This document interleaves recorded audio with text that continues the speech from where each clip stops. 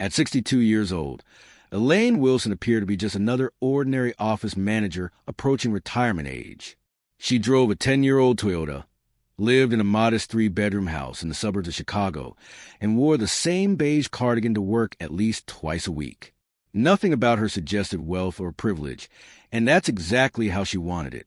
Every morning, she'd stop at the same corner cafe for a $2.75 cup of coffee, carefully counting out the exact change from her worn leather wallet. The baristas adored her, not knowing that the woman who meticulously saved her pennies could have bought the entire coffee shop without blinking an eye. "Morning, Mrs. Wilson." "The usual?" called out Tara, the young barista with vibrant blue hair, who worked the morning shift. "Yes, dear."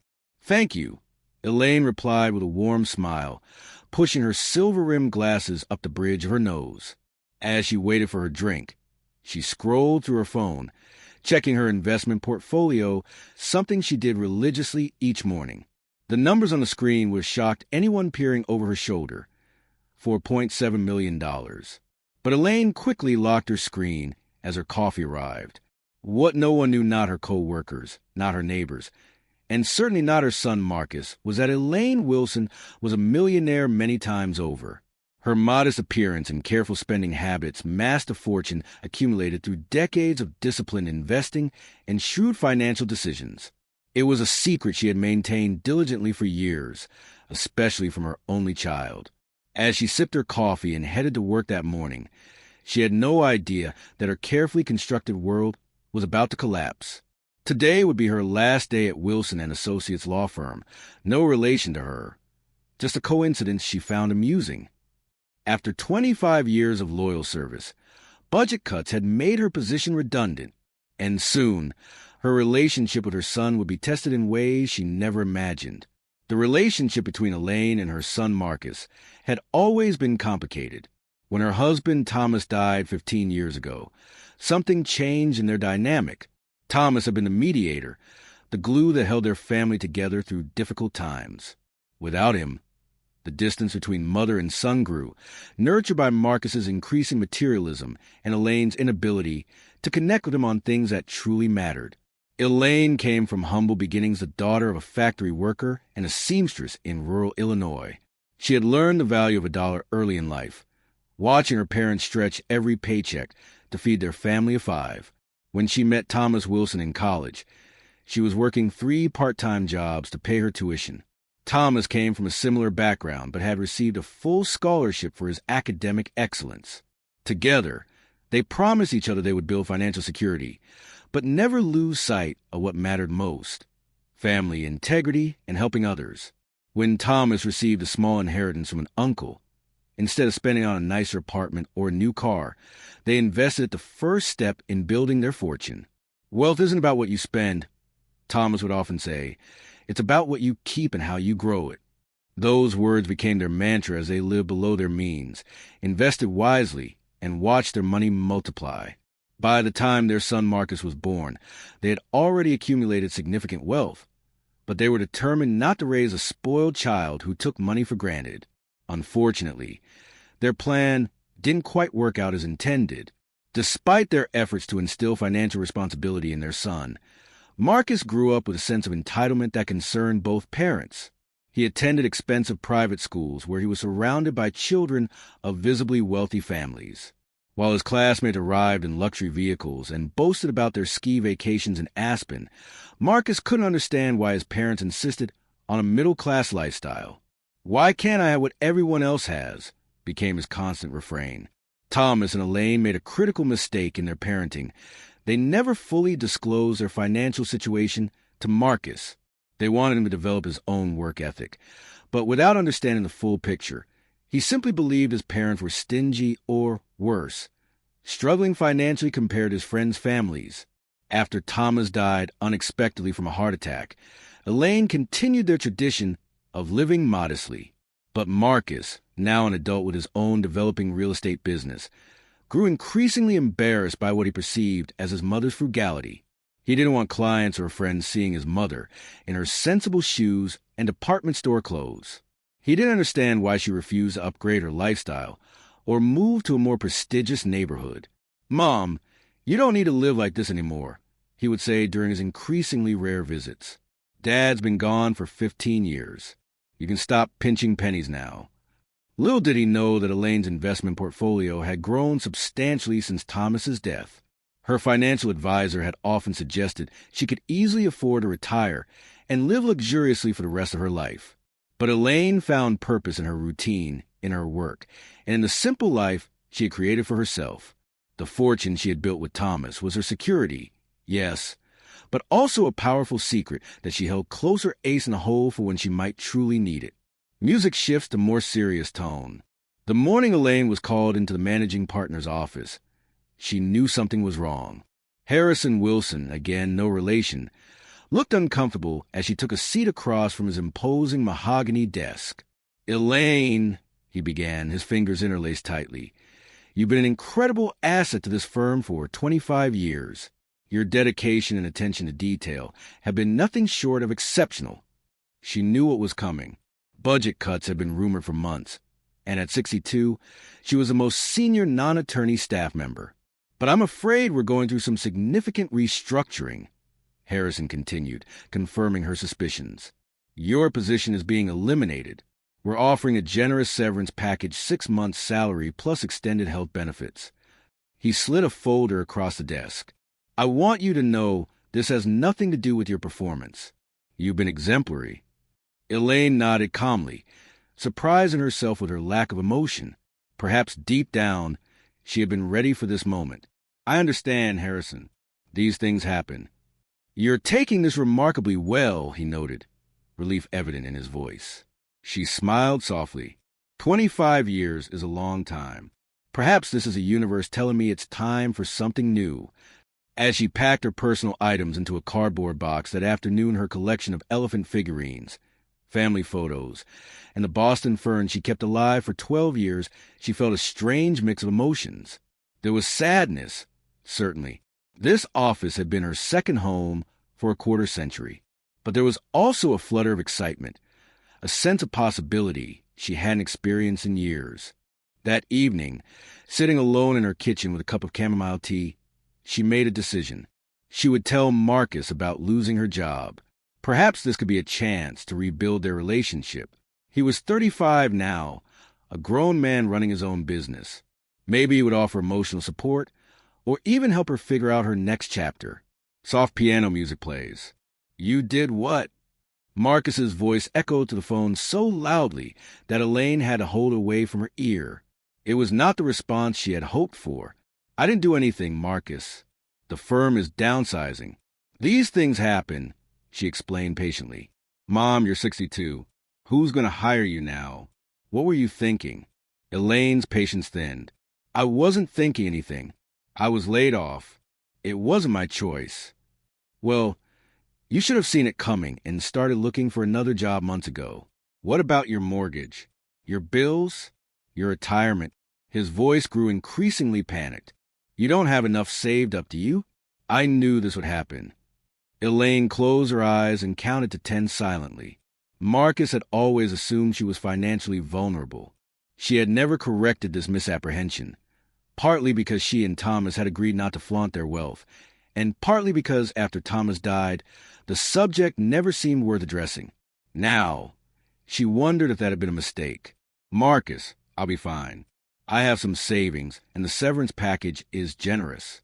I might even consider retiring." There was a long pause on the line. When Marcus spoke again, his voice had that patronizing tone that made her teeth clench. "Mom, we need to be realistic here.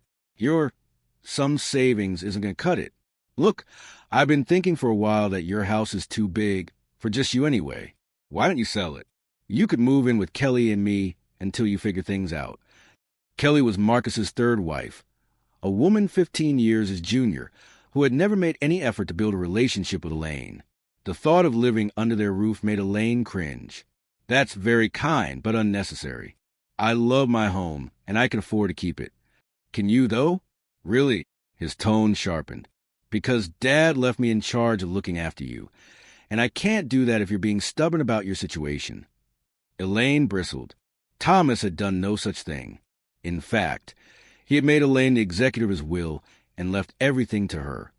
with provisions for Marcus that would only activate upon her death. "Your father did not leave you in charge of me," she said firmly. "And I am not being stubborn. I am being practical.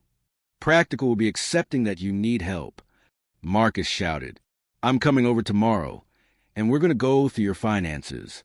This affects me too. You know, if you burn through whatever little you have, guess who's going to end up supporting you? Me. And I have my own family to think about." The conversation deteriorated from there. By the time Elaine hung up, she was shaking with anger and hurt. Marcus had never spoken to her with such disrespect.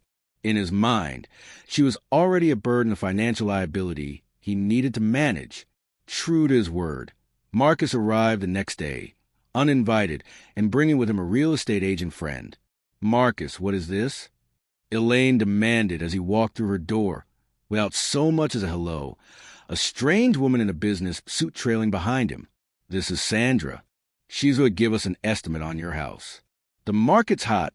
Right now, we should be able to sell quickly."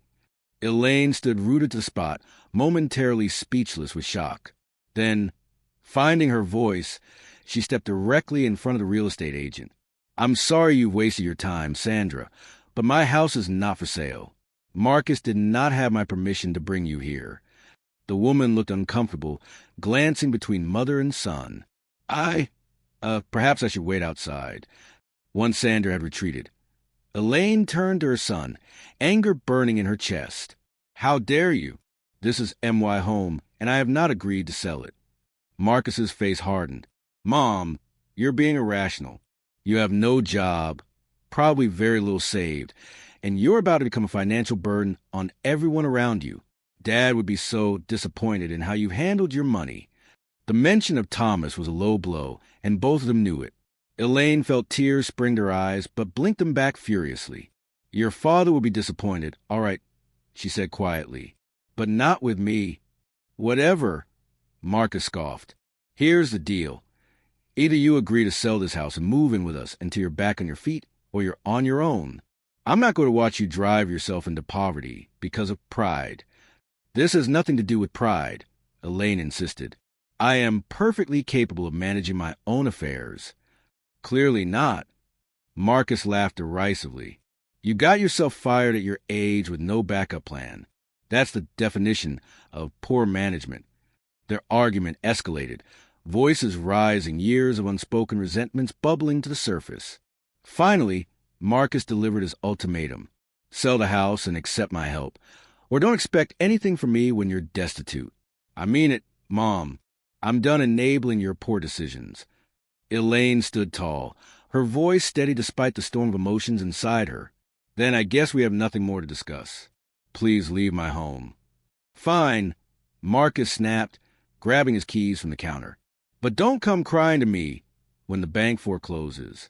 You made your choice." As the door slammed behind him, Elaine sank into her armchair, hands trembling. For the first time since Thomas died, she felt truly alone. Music becomes contemplative, slightly melancholic. 3 weeks later, Elaine stood in the center of a small one-bedroom apartment, surrounded by boxes containing the few possessions she had decided to keep. The rest had been donated or placed in storage. Her house, the home where she had raised Marcus, where she and Thomas had built their life together, had not been sold. But she had decided to rent it out for now, using a property management company to handle the details. This apartment would be her fresh start. Located in a vibrant neighborhood filled with young professionals and artsy cafes, it represented a clean break from her old life and all its painful memories. The building even had a community garden on the roof, something she had always wanted to try her hand at. As she unpacked her kitchenware, she reflected on the events that had led her here. Marcus's betrayal had cut deep, but it also forced her to acknowledge some uncomfortable truths. She had enabled his entitled attitude by never being honest about her financial situation, by trying to teach him the value of hard work. She had inadvertently created a divide that had grown into a chasm. That evening, sitting on her new, much smaller, sofa with a glass of wine, she opened her laptop and logged into her investment accounts. The numbers stared back at her. $4,785,642.19. more than enough to live comfortably for the rest of her life, and still leave a substantial inheritance. But what good was money if it couldn't buy happiness or family harmony? For the first time, she began to consider what else she might do with her wealth while she was still alive, to see its impact. Thomas had always talked about giving back, about using their good fortune to help others. Perhaps now was the time. Music becomes more uplifting. Over the next few months, Elaine discovered a new purpose. She volunteered at a community center teaching financial literacy classes to young adults from low-income backgrounds. She used her decades of experience to help them understand budgeting, saving, investing, and the power of compound interest. She never mentioned her own wealth. Her lessons were practical and grounded in the realities her students faced, but she found immense satisfaction in sharing knowledge that could change lives. "Ms. Elaine, I opened my first savings account today," announced Deshawn, one of her most dedicated students, proudly showing her the bank paperwork. "That's wonderful," she beamed, genuinely thrilled. "Remember, it's not about how much you start with, it's about consistency and patience." "Yeah, you keep saying that," he laughed. "But I'm putting away $50 from each paycheck, like you suggested. My mom thinks I'm crazy, says we need the money now, not later." Elaine nodded understanding. "It's hard to think long-term when there are immediate needs. But you're investing in your future, Deshawn. That's never crazy." Teaching these classes filled a void in Elaine's life that she hadn't even realized existed. For years, her identity had been bound up in her role as an office manager, and before that, as a mother and wife.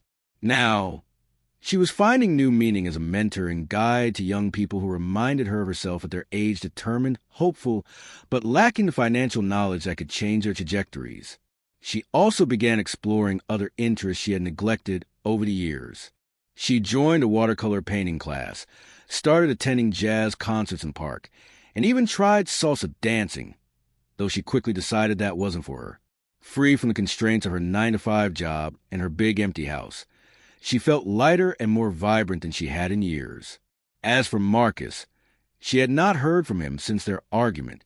She had sent him an email with her new address, but received no response. The silence hurt, but she tried to focus on the positive changes in her life rather than dwelling on the pain of their estrangement. Then, 8 months after their fallout, her phone rang with his number. Music becomes tense. "Mom." His voice sounded different, strained, hesitant. "Hello, Marcus." She kept her tone neutral, guarding her heart against hope or hurt. "I need to talk to you, in person if possible." They agreed to meet at a cafe near her new apartment. When Marcus arrived, Elaine barely recognized him. Gone was the confident, borderline arrogant businessman she knew.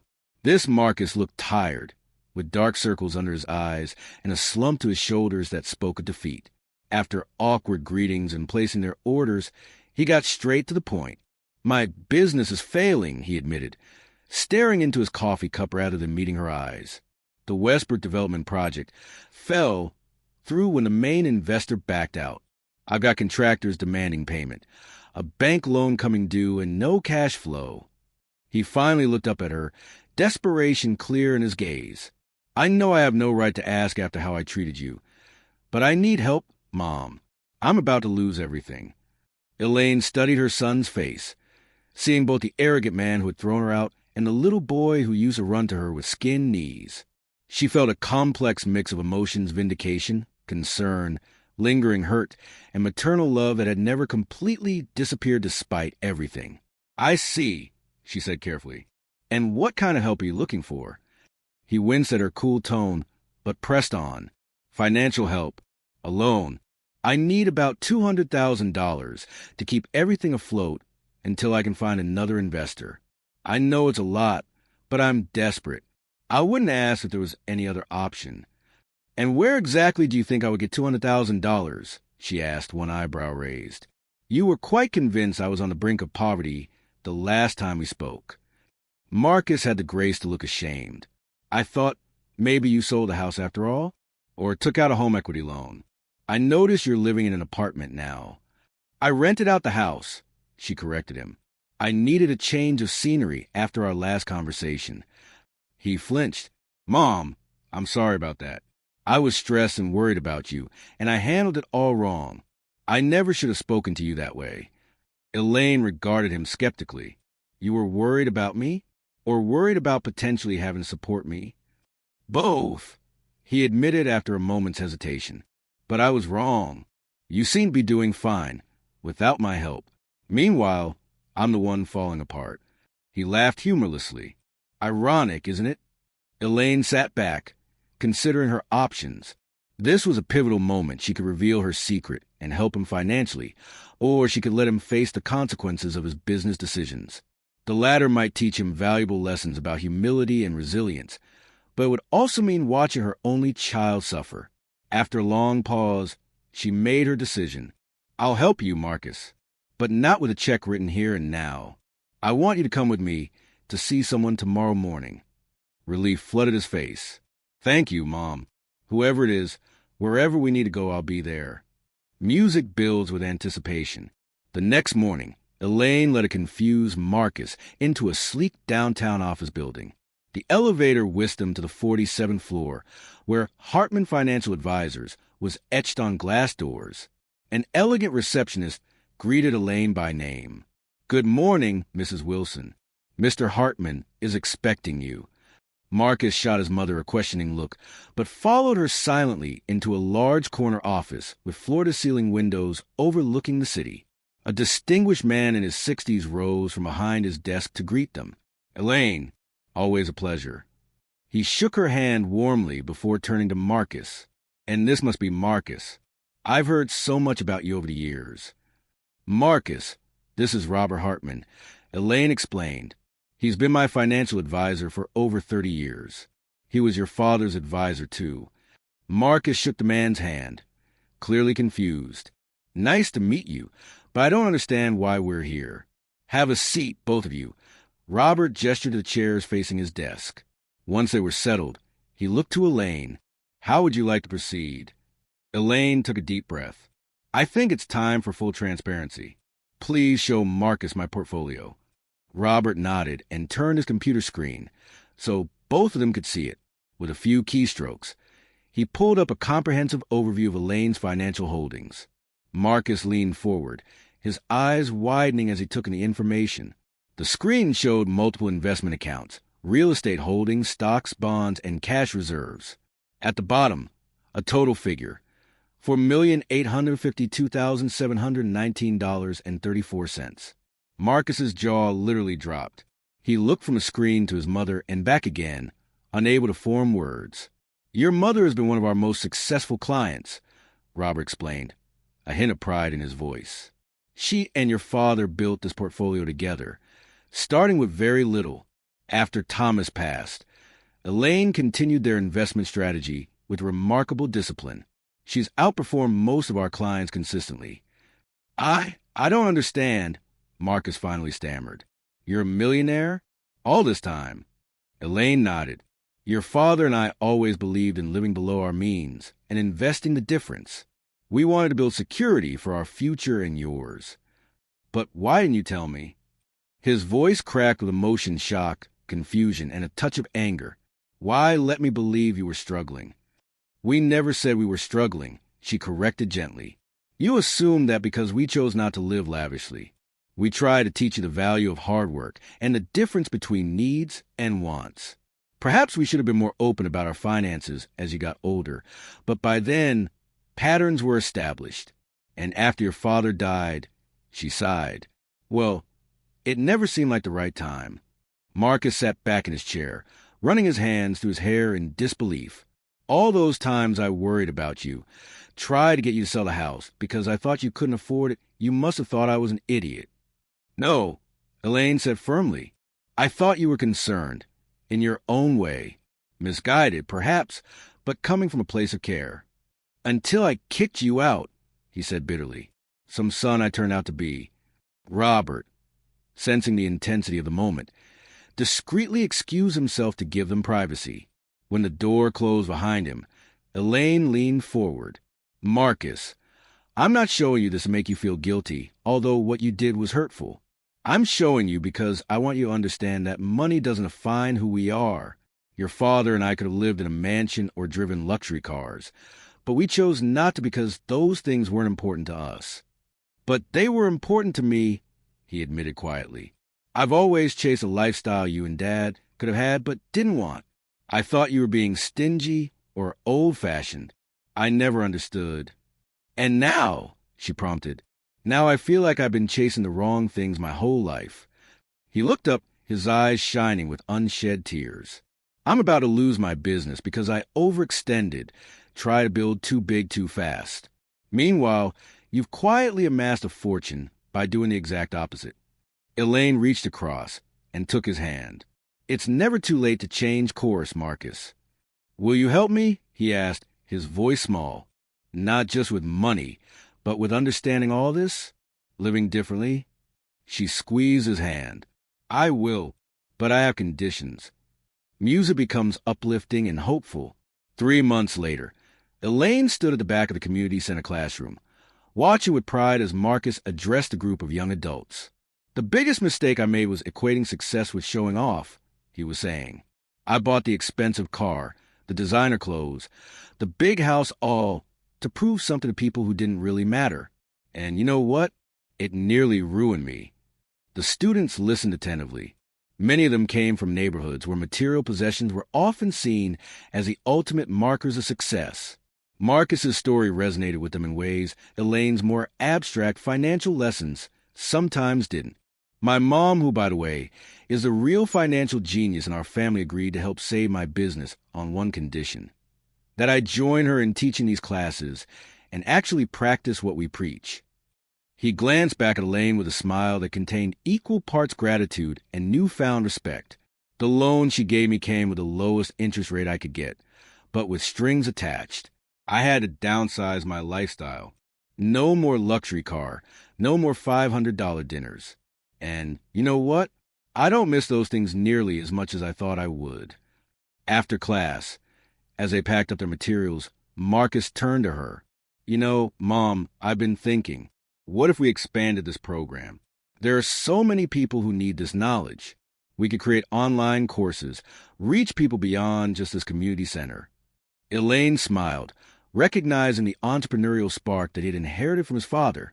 That sounds like a wonderful idea. Using our privilege to help others, that's exactly what your father would have wanted. I'm sorry it took me so long to understand what you and Dad were trying to teach me, he said, his expression somber. All those years wasted being angry at you for not living up to some imaginary standard that wasn't even important. Not wasted, she corrected him. You needed to find your own path. Sometimes the longest road leads to the most important destinations. As they left the community center together, Elaine reflected on the journey that had brought them to this point. Her job loss, initially seeming like a disaster, had set in motion events that ultimately healed her relationship with her son and gave both of them new purpose. The secret fortune she had guarded for so long had finally served its greatest purpose, not just providing financial security, but helping to rebuild the bonds of family that no amount of money could buy. Music swells inspirationally. Marcus's business survived its crisis, though in a leaner, more sustainable form. Elaine decided to put a portion of her fortune to work by establishing a foundation that provided financial education and microloans to aspiring entrepreneurs from disadvantaged backgrounds. Together, mother and son built something far more valuable than wealth, a legacy of positive impact, and a restored relationship based on mutual respect. The modest house where Marcus had grown up remained in Elaine's possession. She moved back in eventually, but often invited students from her financial literacy program to use the extra bedrooms when they needed temporary housing while getting on their feet. Her home, like her heart and her fortune, had found its highest purpose in being shared with those who truly appreciated its value. So what's the moral of our story?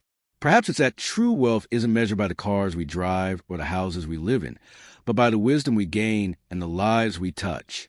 Elaine Wilson understood this truth all along, and though it took a painful journey for her son to learn the same lesson, in the end, their relationship was richer for having been tested and restored through understanding and forgiveness.